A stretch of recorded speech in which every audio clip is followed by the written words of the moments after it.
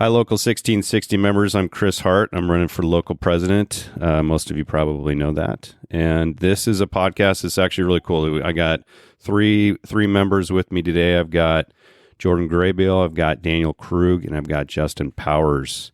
So I'm pretty excited about this podcast with these three guys. So just quick introductions. Jordan, you want to give an introduction to yourself? Yeah, Jordan Graybeal, Truck 21 B shift. I've been in the fire service for over 20 years. I've been with Walden Valley since we merged in 2016. Cool. Yeah. Daniel? Daniel Krug. I am not a captain. And I believe that everybody should engage in discussion and discourse. There you go. All right, Powers. Yeah, I'm Justin Powers. I'm a 5-1 C shift now, recently promoted to the AO position. I've been at the district for just shy of 9 years. And yeah.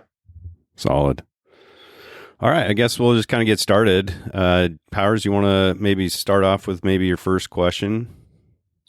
Yeah, I kind of just want to get to know you more as a person and, not Captain Hart, not Chris Hart running for president. Just kind of like what made you want to get into the union? Maybe, kind of like who are some leaders that like you look up to that within the union or, that made you want to start kind of getting into this position? Yeah, that's a good question. And it's funny because I could go down so many different branches of this, but first and foremost, I'll just say this: if you want to know kind of a little bit more about me, I'll make this brief. But I was born and raised in Westland, Oregon. My dad was a captain at Oregon City Fire Department and worked there for 25 years, and he retired in 1997. To this day, I don't believe my dad was part of the union, and I'm not sure if it was because captains were out at that point in time or what. But so I didn't really grow up in a union family. I did grow up in a firefighter family. My uncle was the fire chief at Oregon City as well. So I've been around it for a long time. Every once in a while, I'll walk into an engine bay, and that smell will remind me of walking through the engine bay at Station 204 in Oregon City. So that's kind of where I grew up. Graduated from Westland High School in 1994. I always joke, people are like, "Oh, you grew up in Westland?" I said, "Yeah, I grew up on the Lower East Side. I grew up just about half a mile right down the street from Station 58. So being here now, stationed here in Westland, it's been pretty awesome to just be able to run calls and serve the community that I grew up in. So it's been a long time coming, and it's been pretty awesome.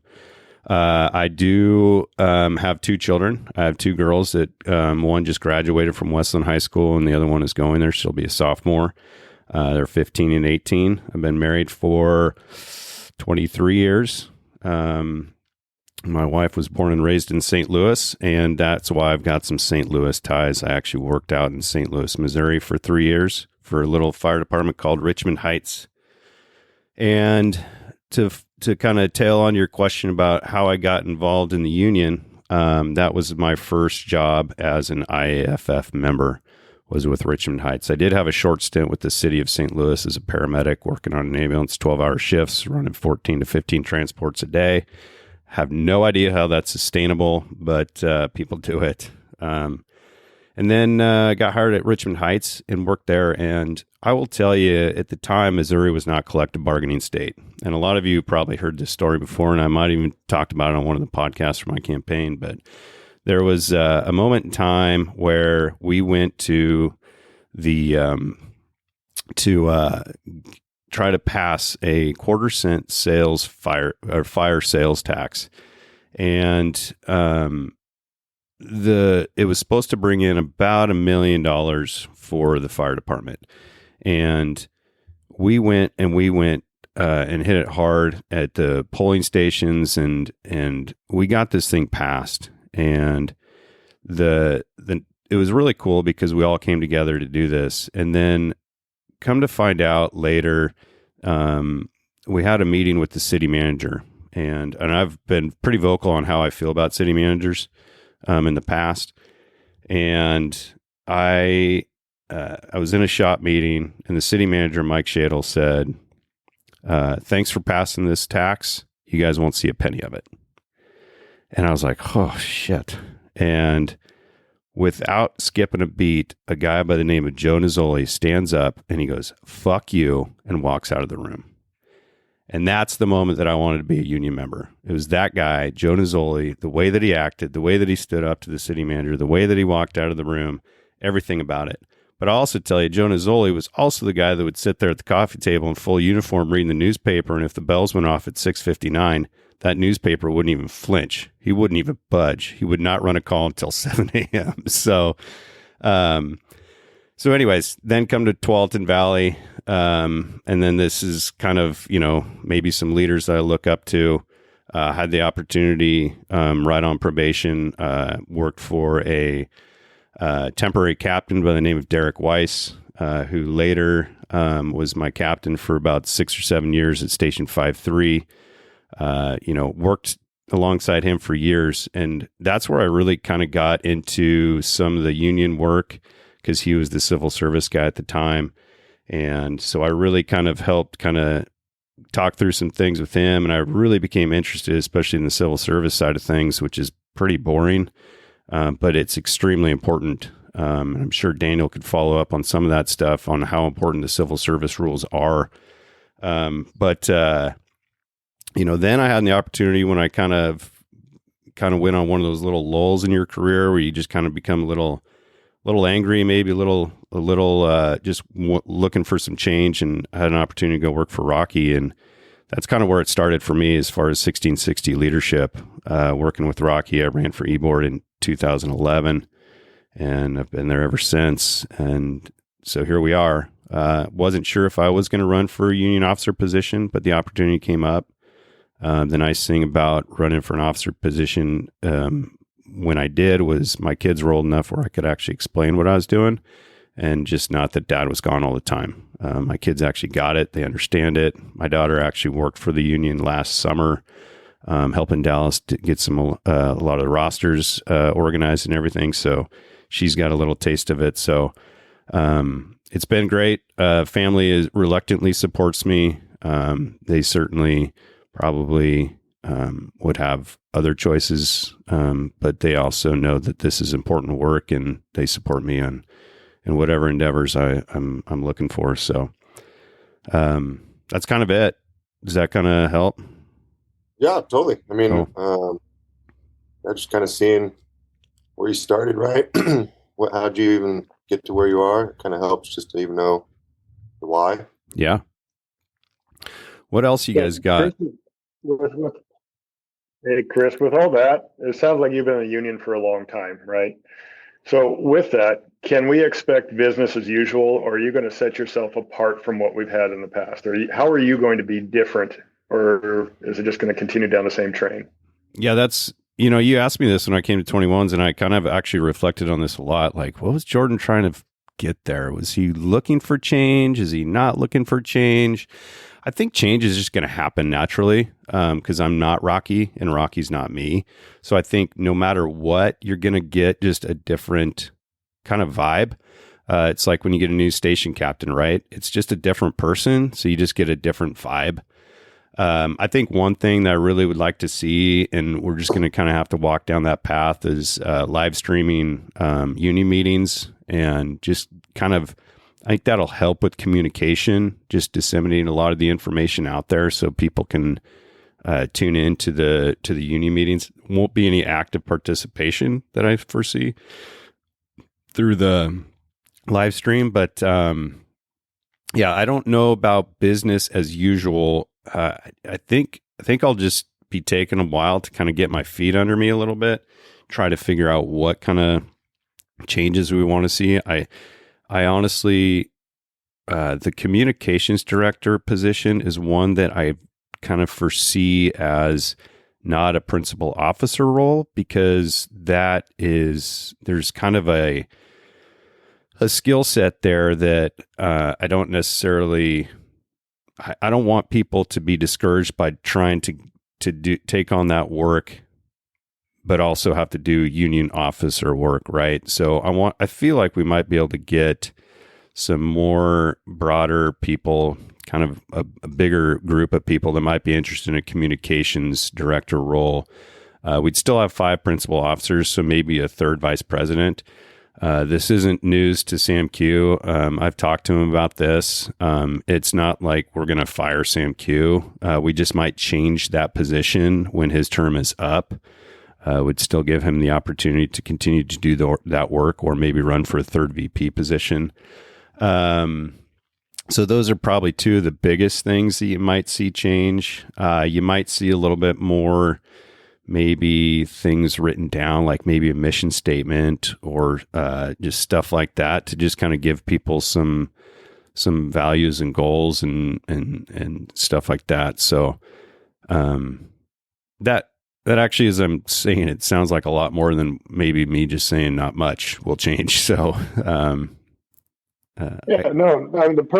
point of that whole question was to simply see if you're going to come in and just continue on with what we currently have, or should we expect grand change, or just kind of give us an idea of, maybe a slight glimpse into the future. So it wasn't directed at any one person or anything like that, and I'm not expecting massive change. I just wanted to hear your opinion, and your thoughts. And yeah, I don't think massive change necessarily, but one thing that I've always kind of thought, like, I just really want to get the input of the executive board and just make sure, like, how can we set this local up for the future, right? Because, I mean, the membership is changing, and we just want to make sure, like, are we always going to have people that are wanting to do this kind of work, or should we kind of change what this work kind of looks like? I'm not really sure. So.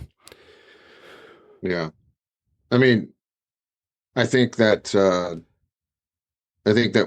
union working towards, like, actually creating more engagement and finding ways to open lines of communication, because it is a changing environment. I mean, 2003 was a long time ago, right? And 2010 was a long time ago. Like, it's 2025, almost 2026, and methods of communication have to update, have to change, and the way that the union does outreach to his members should absolutely update and change with that. So it sounds like that's what you're going to do. I mean, well, certainly with some help, right? I mean, you and I have had some great discussions over the last few weeks, especially with some of your communication and the platforms that you're putting out there. I think you're doing great work, and you're certainly doing what you want to do, right? And I think this might actually be a good time for you to maybe just kind of clarify what you're actually doing, because I think there's some misconceptions out there about you and what you're trying to do, because I think there are some people out there, Daniel, that when they see an email from you, I think they probably feel like it's a little bit adversarial, right?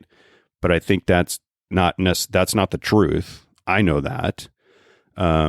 Even though I guess the sarcasm, I'm still not a captain, or I'm not a captain, that kind of stuff it's still in there. But that's humor. Yeah, it absolutely is humor. And I think you're doing good work, and you're getting people to engage, and we've had some great conversations, and you've kind of cleared some stuff up for me as far as where you're coming from and why. So you're one of those kind of people that I'm going to look to for help if that's what you're, because you're engaging, right? You're wanting to help. So if you're the one that's trying to figure out how to help us communicate better, then you're the guy I'm going to go to and be like, well, then give me some ideas. And so if you want to speak to that a little bit. Yeah, I mean, I think this is a good opportunity. The Discord chat that I created and to allow people to actually communicate on the Discord chat, the goal behind that is there's a lot of great conversations that happen at coffee tables, and Rocky said in his email, like, I'd love to continue this conversation, just not an email. And I actually reflected on that, because I understand that the reason that email is a difficult place is because it's more than just the union looking at those emails. And I agree with that perspective. As we don't want more than just the union having these conversations. But a conversation that happens between you and a couple people at a coffee table is not the same conversation at every coffee table. And a lot of the time, those conversations, lots of people could benefit from the discourse and the discussion and the difficult questions and the disagreement that comes up from those conversations, and creating a platform that is easily accessible, usable, and has controlled access to union specific members is something that will benefit everyone. I mean, I don't want a leader that isn't willing to be put on the spot, isn't willing to like answer difficult questions, isn't willing to like say, you know what, I don't have the answer to that. I need to figure that out. Or maybe what I'm doing is wrong if enough people speak up. Because ultimately, I mean, I look at our union membership as a lot of people that are just happy to have a job, a lot of people that are happy to be here. And when I go to union meetings, it's the same 30 to 40 people every union meeting for years, right? It's not new people. And so when the rubber meets the road, most people don't really know what's going on. And it's not that they don't want to know, it's just that good enough is good enough. And the whole not a captain thing, I'm over it. It's not a big deal. And I'm not upset or angry or shaking my fist at the department. I'm not, right? It's humor. What's that? It's Yeah. humor. And I look at that situation as in my situation as something that like is a good lesson for lots of people, because there was a lot of great things that came out of the lawsuit and all that stuff that occurred. And the department has changed, and been some big changes that a lot of people aren't really aware of, and that's fine. That's no big deal. But when the rubber meets the road, ultimately, like my goal for the Discord chat and for all of it is to get people to come to the coffee table, and even if they don't engage in the conversation, to have access to the conversation. And to be able to go pull something up and see that record of that conversation and see what happened and see what occurred, so people can make decisions from a much more well-informed platform. That was really it. Sorry to interrupt, guys. I got to head out for a call real quick. All right, sounds good, Jordan. Yeah, no, that's exactly what I wanted to hear you say, Daniel, because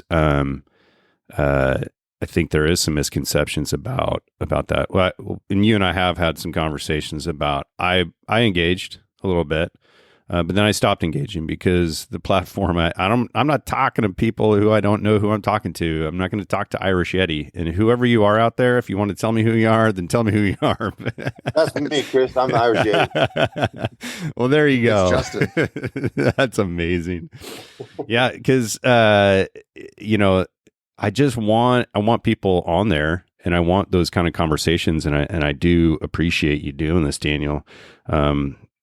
So I think that's something that's going to be good for the future, and a platform that, like you and I talked about, like I didn't want you to create more work for me, and you said I don't want to create more work for you. So your idea for having the union president or union officers not necessarily engage on a regular basis, but just kind of track the conversations and then engage at the end and bring some clarity to it and kind of wrap it up, which is, I think, good. Because I don't want from that as well is, I don't want people on there having conversations and then on the back end saying, well, our union isn't even engaging in this. Like, I don't want that. So, I guess. Yeah. I mean, when the rubber meets the road, Chris, and that's like the fourth time I said that, so I got to stop saying that. But there's going to be people that are just generally not happy, right? And, sure. And that's okay, right? And you're a good communicator, and the union does actually try to reach out to people. It's just not. It hasn't modernized that apparatus yet, and Discord is a way to modernize that. And if you have people that are on that platform that are also like willing to stoke conversation, but at the same time say, "Hey, wait a minute, maybe we don't have all the information here, and maybe we should just chill out and wait to have somebody chime in, or just not assume the negative." I think that's an important thing, and that's what I'm doing on that platform right now. So yeah, no, it's good stuff. Yeah, and I even hoping even with D shift, right? Because right now, just our current schedule with engagement, I think a lot of people are like, if they're working overtime, they have one day off. They're like, I'm not going to go to a union meeting, right? Like I want to go spend time with my family. we're hopefully with like a D shift now having at least 3 days off, people will be bored and they're maybe like, yeah, I want to go check out what a union meeting, like, hopefully I foresee maybe that can kind of change with the D shift and having a little bit more time off and people being more willing to show up or engage. Yeah, I think there's potential for that. But I think it's like anything. I think the people that are going to be engaged and be at the union meetings are going to be there. I do like the live streaming of meetings. I was just out at Scappoose yesterday visiting with those guys, and they appreciated the fact that we're willing to do some live streaming of meetings because, I mean, they're in Scappoose, and, they don't all live in Scappoose, but it's a long ways to go. You get off duty in Scappoose and drive all the way to Lake Oswego for a union meeting. It's not close. So I think being able to have the membership, or this Klatskanai or Hoodland or whoever, be able to watch a union meeting. And I will say also, Jordan's not here, but one of the things is meetings might be ran a little bit different for me, especially if they're going to be live stream. I'm not worried about saying anything on a live stream that not everybody can hear. But the way that I'm going to run a meeting might be a little bit different than the way that Rocky runs a meeting. Rocky invites a little bit of banter from the crowd. I might not invite that as much. Might just kind of keep it a little bit more clean and straightforward, and just get the business out there. And but then once the camera goes off, we might be able to just have a little break before the executive board meeting where people can just kind of air some personal grievances, and we can just kind of talk through some stuff, kind of like a live chat Discord kind of session, right? Like that, I think, is healthy. I don't think during a formal union meeting is probably the best forum to do it, but I think there needs to be that time for people to air their personal grievances towards the union officers. So like that can probably happen. And then we would have the executive board meeting after that. And so that's kind of one of those things that might look a little bit different too. Yeah. Even like kind of what you're doing right now, right? With these podcasts, like you're just enacting engagement where people that normally wouldn't, like we didn't have podcasts before. We didn't have this information. We didn't have these people eager to want to like listen to or even engage within the information of the union. And by doing this, I think you're going to start seeing that change, people listening, willing and eager to want to go to union meetings and just be engaged a little bit more, because right now you're doing stuff differently than what we've done in the past. Yeah. Yeah. You should post the podcast link in the Discord chat. Okay. Yeah. It's a good place for it. I mean, email too, but also the Discord chat. Yeah, it'll reinforce the use of the Discord chat. So I have actually question for you. Yeah. That related to sort of like the future. It's about future negotiations and pay. So I looked at the last 14 years, right? And this is in the Discord chat, and I'm sure you've seen it. And I looked at our pay raises. I looked at top step firefighter. So our pay raises over the last 14 years. And I posed that next to the inflation rate and the real inflation and the cumulative effect of those pay raises and the cumulative effect of inflation over the same time frame. With that said, 7 of the last 14 years was a pay freeze, was not a pay raise. And I know that there were some challenges in there with some union negotiation issues. But 7 of the last 14 years did not have a pay raise. And the cumulative effect is that we actually have a 7.5% decrease in our work hours, which is an incredible benefit for work-life benefit and stuff like that, plus moving to D shift. And those things are important for work-life balance. But we have almost a 3% decrease in real wage outcome over that same time frame. So our wages essentially have been stagnant, and with the effect of rising inflation, our real income has actually decreased over the 14 years and not increased. So the question is, are we going to go into negotiations and look at like general, like a base inflationary rate, usually, which is around 2.7%, a base inflationary rate, look at that annually and then also look at how to sort of reset the trajectory of our pay? Yeah, that's a great question. I think the answer just isn't that simple. And I know that you know this, and bargaining is so dynamic, and there's so many different parts to it.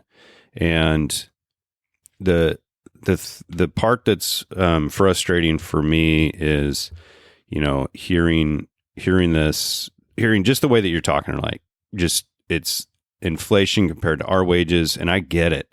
That's what we got to look at. But we also have to understand inflation isn't directly correlated to how much money the fire district brings in. And so the fire district, let's just say CPI inflation is 8.7%.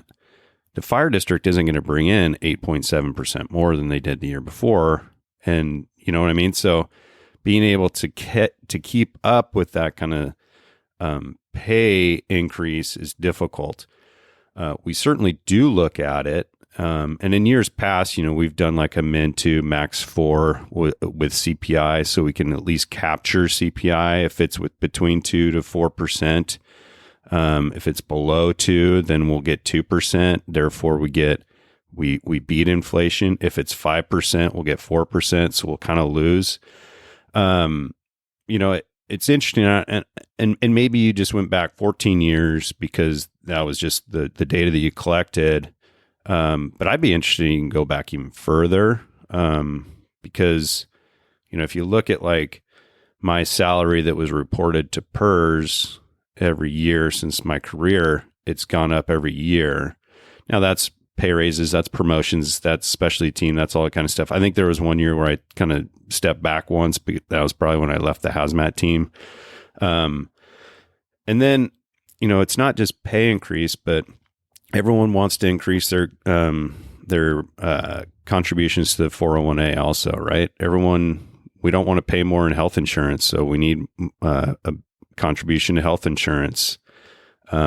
People also want a lowered work week, so we got to do that, which is going to cost us a little bit of money. So it's not just about the wages. Now, we could make it just about the wages, but then we're going to kind of get hit somewhere else, right? We might have to pay more in health insurance then next year, which is coming out of your pocket. So I guess I'm not really answering the question, and I can't remember what the question really was, but I think going into bargaining, just understand that we have to do a lot of kind of prep work, and we compare to fire departments around the area. There's some that we can't compare to. There's some that we can, but we really kind of have a good idea of where everybody's at, and we're pretty much at the top. So we kind of set that bar. So, I hear a lot of people say, well, the other trades. I'm like, well, then get me the information of the other trades. How much per hour does a lineman make at PGE? Don't give me how much money they make per year, because then I'll tell you how much money I make per year, right? Because, the hourly rate is what we need to compare to. And we can't compare to people at PGE or Northwest Natural, right? Or the other trades. But I also understand we might be losing out to the other trades because they might be paying more, or maybe people just don't want to be firefighters. I don't really know. And then the housing market comes into the conversation, right? And the housing market is a completely different animal, and it's such a difficult one to kind of predict.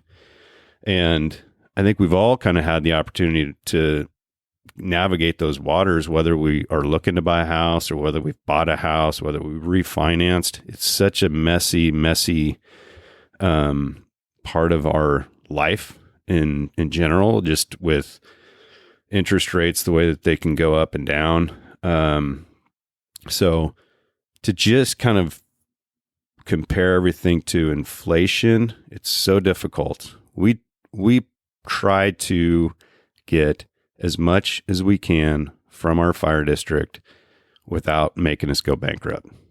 So yeah, I get all that. I always say, I want to make a fire chief sweat a little bit. I don't want to make him cry. Right. I think Rocky said that before. So I think Clackamas's fire chief right now is crying a little bit, right? Because he just can't afford it. But well, he kind of he made a pretty dangerous bed to lay in. Yeah. Well, a little bit of why I bring up inflation. First of all, and I bring up a base inflationary rate, 2.7% is generally the accepted general inflationary rate. Like that's real inflation, not just CPI, which is a slightly different animal when you look at inflationary rates. Yeah. And the other reason inflationary rate is, I think, an important number to look at is because inflationary rate means what is the actual value of your dollar. So if you just look at dollar amounts, that's not a reflection of actual what you can do with your money. Like, so if you look at dollar numbers, that's not a reflection of because the value of money decreases, and that's what inflation is. The value of money is less. The dollar buys you less now than it bought you last year, than it bought you the year before that. So $10 now is the same thing as $100, whatever, 20 years ago or however long ago. So that's why inflation is a very important number. The other reason I look at inflation is because the base annual increase of property taxes is no less than 3%. In some places, 4%. And so we can look at a 3 to 4%, or we can just call it a base 3% annual increase. So we know that the department is getting a 3% bump in what they're receiving every year on the year, right? Correct. They're getting 3% more every year. Yeah. So if we look at 3% more, then I understand that there's other things that they have to pay for, but that should reflect to us of over 3%.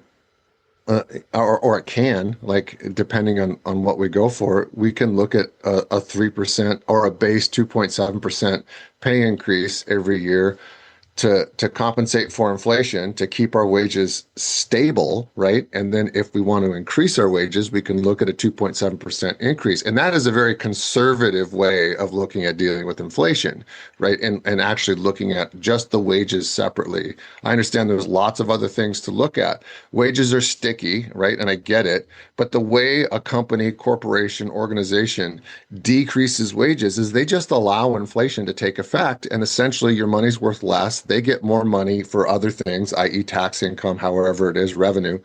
And so their money increases and then their output decreases for those wages. So that means they're paying you less money. And your wages are going down, and they didn't actually have to decrease the dollar number.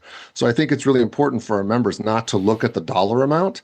It's really important to look at like their spending capability. And if we want to compare that to the housing market, 12 years ago, the median home price in our area, right, in the Tualatin Valley First Due, was roughly 3 times the annual income of a top step firefighter. Now it's 5.5 times, right? Now it's 5.5. And so like we have there's a huge disparity in our spending power and our spending ability from just 5 years ago. And if we actually look at our wages over the last 5 years, we actually have a 13% gap in keeping up with inflation. But I understand the last 5 years has been exceptional, right? Yeah. Has been. So are you saying like 2.75% pay increase is reasonable per year? No, I think that's the base, right? That's the minimum every year. We should never see a year of a wage freeze like we have 7 of the last 14 years. And you're saying, be a minimum, and you're saying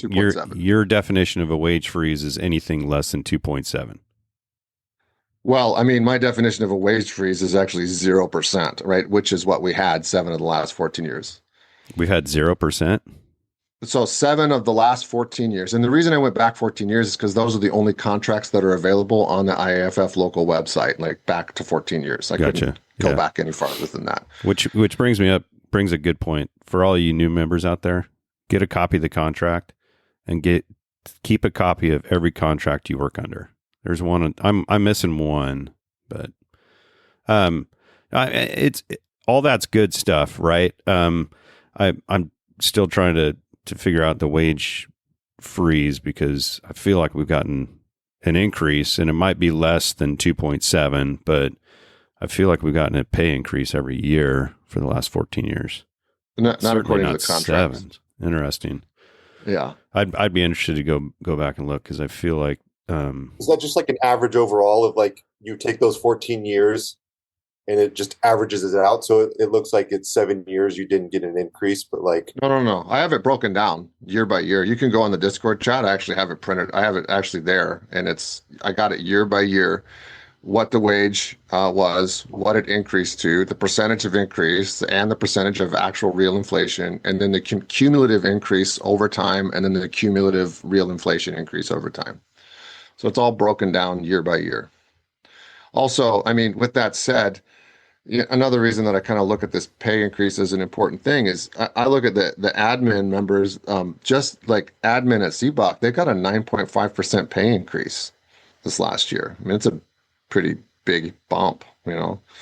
I know that you were going for something close to that, 8% a few years ago, and I said, we can't do it, we can't do it. Well, they just gave all of admin a 9.5% bump. So, when did they get 9.5%? Just I know they just got. I know they just got 3 July 1st. Yeah, it's a total of 9.5% come January 1st of 2026. So for the last year.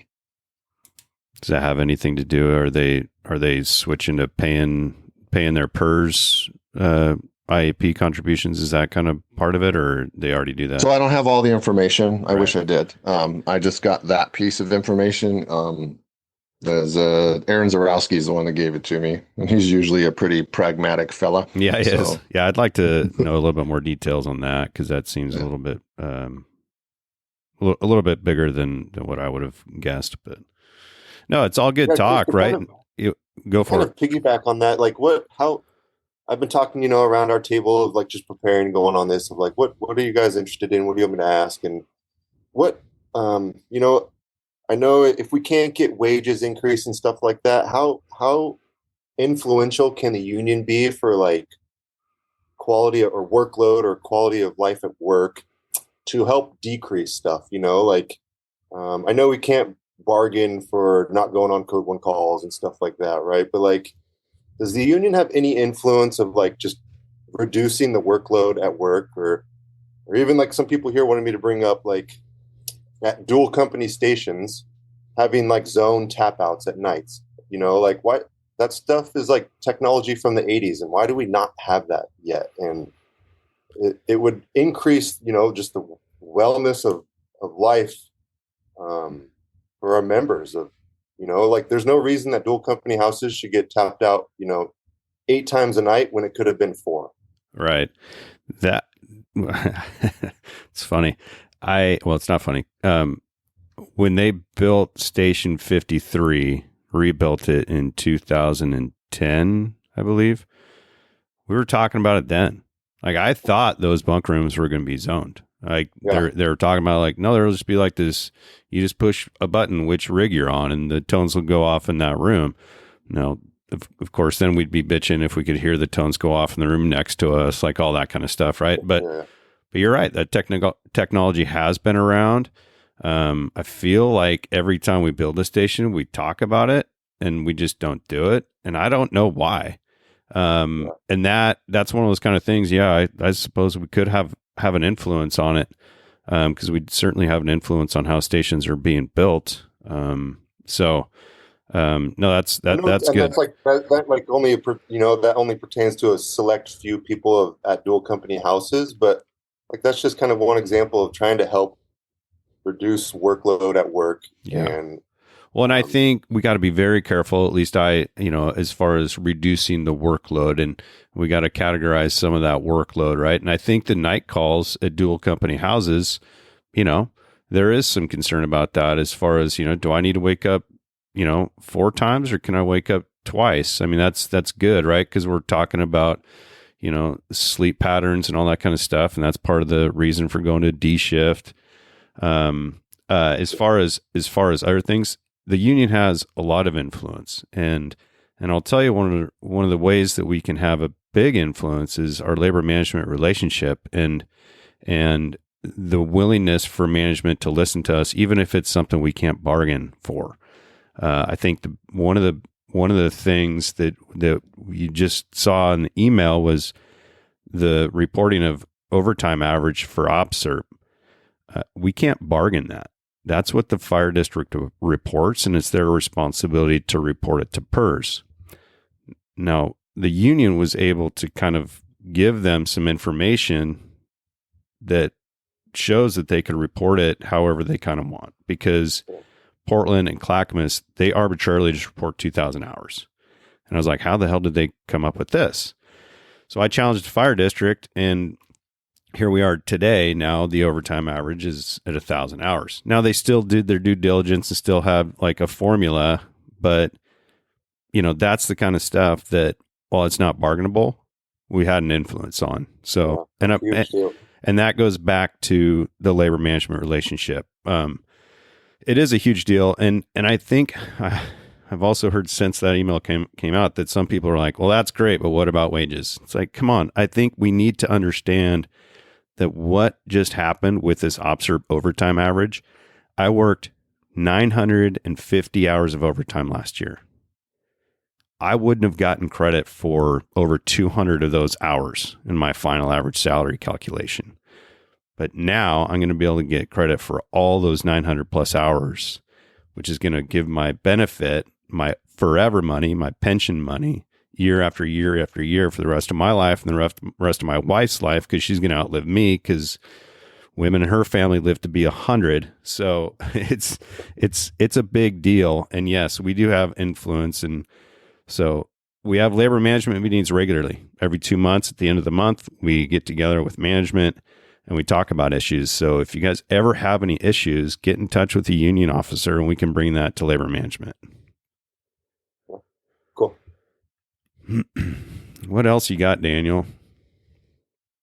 Well, I mean, I still feel like there's a lot of holes in the pay piece, but that's okay. Like you don't have to answer everything right now. Well, and another one. I'll be honest with you, dude. I think it would be more helpful for you and I to sit down. You can actually explain those numbers a little bit more, because it's hard to track for me. You just keep talking about inflation, cumulative, and actuals, and all this kind of stuff. It's hard for me to track it. And if I could see numbers in front of me, and you can explain it a little bit better, and then what you can do is say, this is why you should go for this in the future. And then I can probably bring up, like, well, if we do that, then are we willing to take in the shorts for healthcare? And then we'll just have to put the burden on the health trust or the members, right? That kind of stuff. So I think it'd be easier for me to at least get a better grasp, as opposed to just you saying the numbers are on the Discord app. I can't translate those numbers. I'm much better if you and I can just sit down and I can ask specific questions and you can that kind of stuff. So yeah, it's no problem. So and the only reason those numbers are like real to me is because I'm in college right now and I'm going to school for numbers. And so like it's actually, I'm like, oh, this is basically kind of like one of my assignments. And right. I can go and I can figure out all these numbers, and taking a bunch of economics classes, and it's helping me out.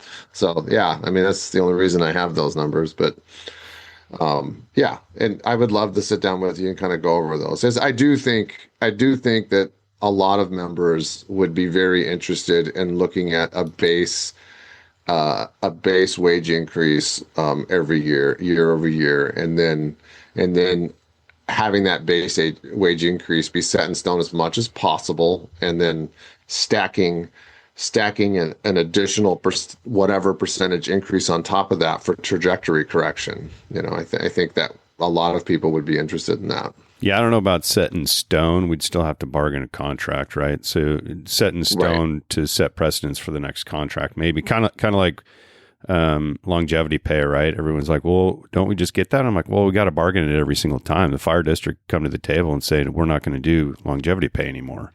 And we'd have to bargain for it, right? So all that kind of stuff is all on the table. So, yeah, totally get that. Yeah. Totally get that. Another question is actually civil service. Okay. We're coming up on our 45 minutes, but I'd be more than happy to continue on. Yeah. So this is a whole nother podcast, by the way. This should be part 2. We can actually leave the civil service off the table right now, because I have some pretty detailed questions just related to civil service. And I know that you've been the civil service guy for a long time. And I guess I'll just ask, are you open? Is it like the incoming president? I don't see anybody running against you at this point. Are you open to sort of re-engaging the district in civil service, and with respect to like doing some course correction on some of the rules and that exist? Yeah, I'm always up for that. When Janet Newport was kind of taking the lead in organizational health on the civil service stuff, she had a plan to go through every rule. I want to say annually. We would take a certain number of rules every quarter and just review them because we had some new civil service commissioners, and it would help them kind of gain some, get up to speed on the rules. And things were on the table as far as changes go. So I'm always up for those, as long as, they still meet the spirit of the ORSs. But Janet is not doing civil service stuff anymore. Stephen Partain is, and I haven't really talked to him about that, but he hasn't really had a plan to just review the rules on an annual basis. But I feel like we're kind of due for at least a review. I don't know about revision, but revisions are always on the table when you're reviewing them. So yeah, I mean, I'm totally up for it. I don't know if we want to just completely blow up our civil service rules, but there's probably some areas that we could maybe shore up. So for sure.